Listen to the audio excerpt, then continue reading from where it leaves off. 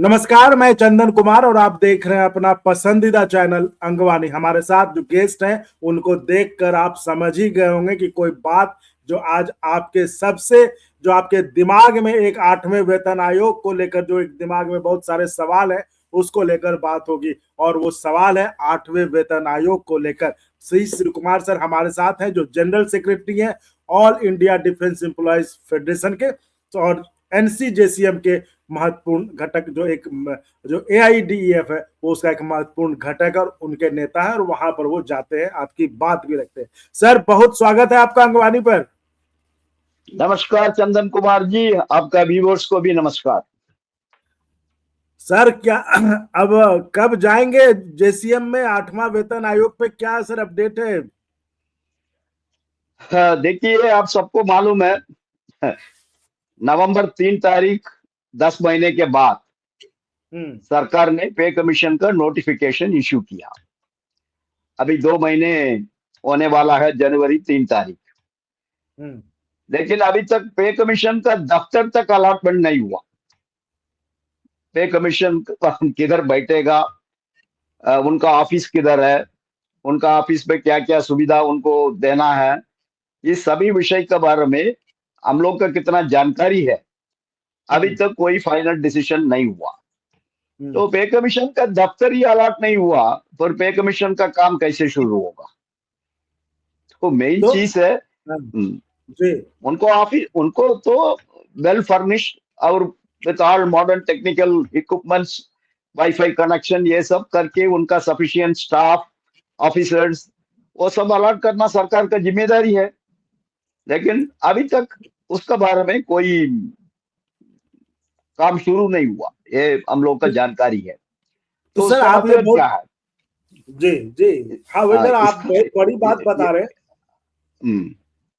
कि अगर 18 महीने की जो मियाद सरकार ने इनको दिया था 8वें वेतन आयोग को, 18 महीने में अपना ये रिपोर्ट पेश करेंगे, और आप एक बड़ी मतलब इम्पोर्टेंट बात जो है जो लोगों को सोचने वाली होती है कि 2 महीने इसी में बीत गए, तो क्या लग रहा है अब 16 महीने में 18 महीने में ऐसा ही 2 महीने चले गया, तो उसका मतलब अभी 16 महीने बाकी है। इस अभी भी कोई गारंटी नहीं है नया साल में जनवरी महीने में इनको दफ्तर अलॉटमेंट होगा नहीं होगा, अभी तो कोई आइडिया नहीं है। लेकिन पे कमीशन का हम तो 4th पे कमीशन से डायरेक्टली इन्वॉल्व है, उसका प्रोसीजर से हम इन्वॉल्व है।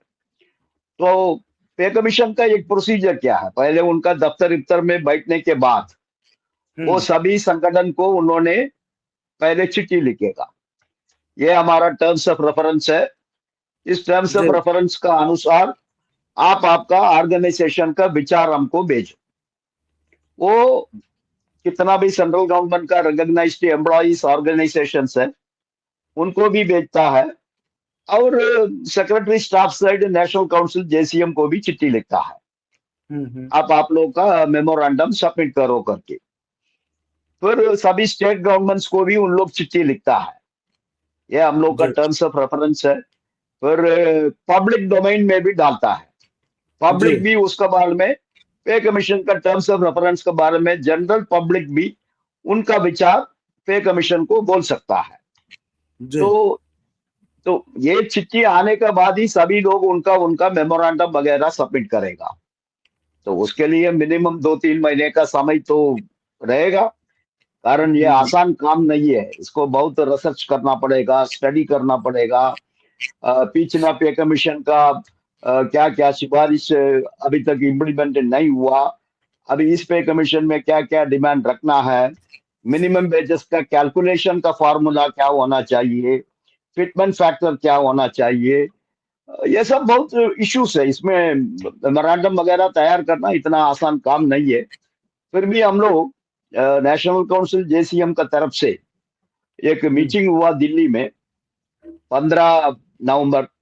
उस मीटिंग में एक drafting committee, national council staff side की तरफ से एक ड्राफ्टिंग कमेटी बनाने का निर्णय हुआ।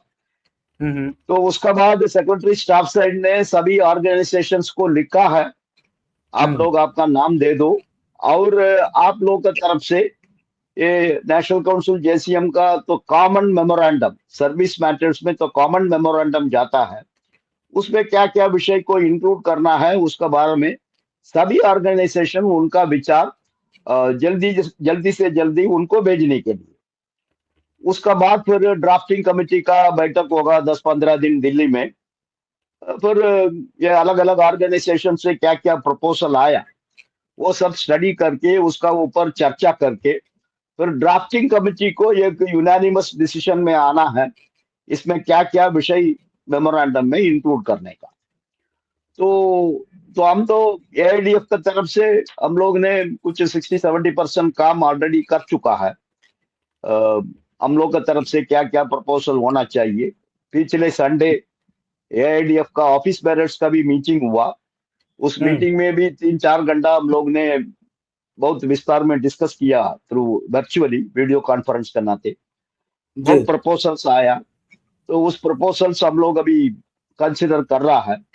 सो उसका मुताबिक शायद 10-15 दिन में एआईडीएफ उसका विचार फाइनलाइज करके सेक्रेटरी स्टाफ सेट को सबमिट करेगा। This is number 1। But the major issue क्या है? मेजर इश्यू है इनका टर्म्स ऑफ रेफरेंस में हम लोग संतुष्ट नहीं है, वो आप सबको मालूम है जी। कारण इसमें मेन चीज क्या है? ठीक है, सभी पे कमीशन में लिखता है सरकार एक एम्प्लॉयर है, तो कोई भी एम्प्लॉयर को उनका कर्मचारी को बेनिफिट देने का, पेमेंट देने का एक पेइंग कैपेसिटी होता है। तो सरकार है, तो सरकार कर्मचारी के लिए कितना पैसा ज्यादा दे सकता है, उसके लिए क्या सरकार का रेवेन्यू का पोजीशन क्या है, देश का इकोनॉमिक सिचुएशन क्या है, जीडीपी का क्या डेवलपमेंट ग्रोथ है, ये सब सभी पे कमीशन में आता है। लेकिन उसके साथ expectation of the stakeholders भी एक फ्रेज आता है। मतलब एम्प्लॉय का एक्सपेक्टेशन क्या है? ठीक है, सरकार का इकोनॉमिक कंडीशन, सरकार का पेइंग कैपेसिटी, सरकार का इनकम कितना है, उस इनकम से कितना परसेंटेज तनख्वाह के लिए, पेंशन के लिए अलॉट कर सकता, वो सब ठीक है, उसमें कोई गड़बड़ नहीं है। लेकिन उसका साथ साथ एम्प्लॉइज का एक्सपेक्टेशन क्या है, वो सभी पे कमीशन का टर्म्स ऑफ रेफरेंस में होता है। कर्मचारी क्या एक्सपेक्ट कर रहा है, अल्टीमेटली पे कमीशन किसके लिए? कर्मचारी के लिए। तो उस कर्मचारी का भी एक एक्सपेक्टेशन रहेगा ना, कारण ये तो 5 साल में एक दफा रिवाइज नहीं होता। कैसे एमपीस को, एमएलए को, मिनिस्टर को, प्रेसिडेंट ऑफ इंडिया, प्रधानमंत्री को 5 साल में एक दफा इन लोगों का तनख्वाह खुद बदल करता है, ऐसा नहीं है। तो 10 साल इंतजार करना पड़ेगा। लेकिन 10 साल का बाद भी 10 साल कंप्लीट हुआ तुरंत आपको नहीं मिलेगा। अभी 18 महीने का समय दिया, उसका मतलब 18 महीना कब है? 2027। और 27 का बाद भी पे कमीशन और 3 महीने 6 महीने एक्सटेंशन मांग सकता है। तो ऐसा एक परिस्थिति में कोई भी पे कमीशन एम्प्लॉइज का एक्सपेक्टेशन वो भी कंसिडर करके ही सिफारिश करना है। दुर्भाग्य है इस पे कमीशन में स्टेक होल्डर्स का एक्सपेक्टेशन सेंटेंस को निकाल दिया, वो नहीं है। और अगर आपको अच्छा लगा तो एक बार और आपको मैं कहना चाहूंगा कि आप इसको प्लीज सब्सक्राइब और शेयर करते रहें ताकि हमारा भी मनोबल और सपोर्ट बना रहे।